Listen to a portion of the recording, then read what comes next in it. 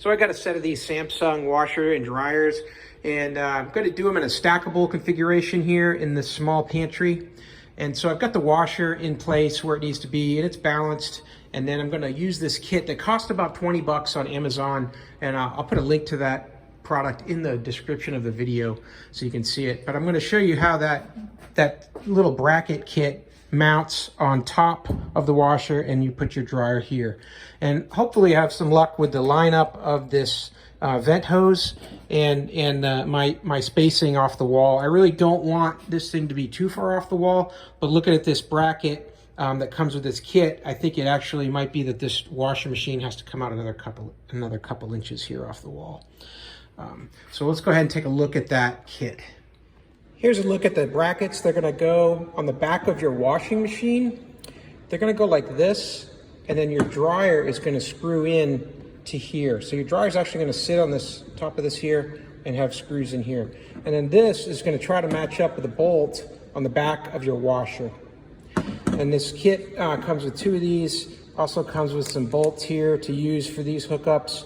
And it also comes for screws that are gonna go on those 2 plastic runners that go underneath the dryer and on top of the washer. I'll show you that here next. So here I've got my dryer tipped up on one side, and you can see that plastic bracket here is just clicked in. There's some plastic pieces that'll lock it into the bottom of the dryer. And there's also a couple screw holes that are here and here where you can screw that into the bottom. And there's also some plastic pegs that fit into holes that are already into the bottom of the dryer. So these are very simple to put in. You're just gonna snap them in place, put in those couple of screws, and then take your existing feet on the dryer and just tighten them in clockwise so that they back up into the top. And these are the 2 rails that are gonna sit on top of your washer and be the base for the dryer. Gonna go ahead and put on these brackets now, and this is the wrench that comes with the washer, and I guess that's what this here's for, is that you can take off the bolts in the back, because that's the bolt that you're going to use to attach your brackets. So now we got both of the brackets on here and here. All right, so we got the dryer set up on top, and we're gonna screw in these brackets now. And one thing you'll notice with these, the way these sit back seems kind of strange when you look at it for the first time. You ask, why is it sitting so far back when really the washer and dryer are nearly the same depth from front to back? And I think it's just, if you look from the front, I think it's just their attempt to make it a little less intrusive. Because when you're standing at the washing machine and having that set back, even though it's just about 2 or 3 inches, that door isn't like hitting you in the face. And I think that's what that's all about, is just to set that back a little bit. It doesn't appear that it's set back as you look at the front of the washer. It's just a little bit from the edge.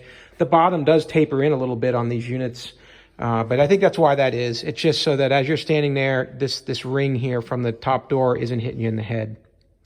So we'll go ahead and just tighten up those bolts, and we'll be ready to go. Another thing you're going to notice when you do this in a stacked position, you are going to need to have a 6-foot cord coming out of the back of the dryer. You remember when you buy your dryer, it never comes with a power cord because they don't know if you're going to need a 4-port plug or a 3, depending on the electrical in your house. So the default size for these is 6 feet, but they also sell 4-foot options as well. Make sure you get a 6-foot if you're using 2 full-size units and stacking them. Otherwise, you're just not going to make it. You're going to be about a foot short. And one other thing you're going to want to remember is the washer, when they're sitting side by side, you think washer and dryer. So they open the washer to the left, and by default, your dryer will open to the right. But in stacked situations, you're going to need them both opening the same way, typically, because here against this wall, if I open it up, it's going to hit the wall.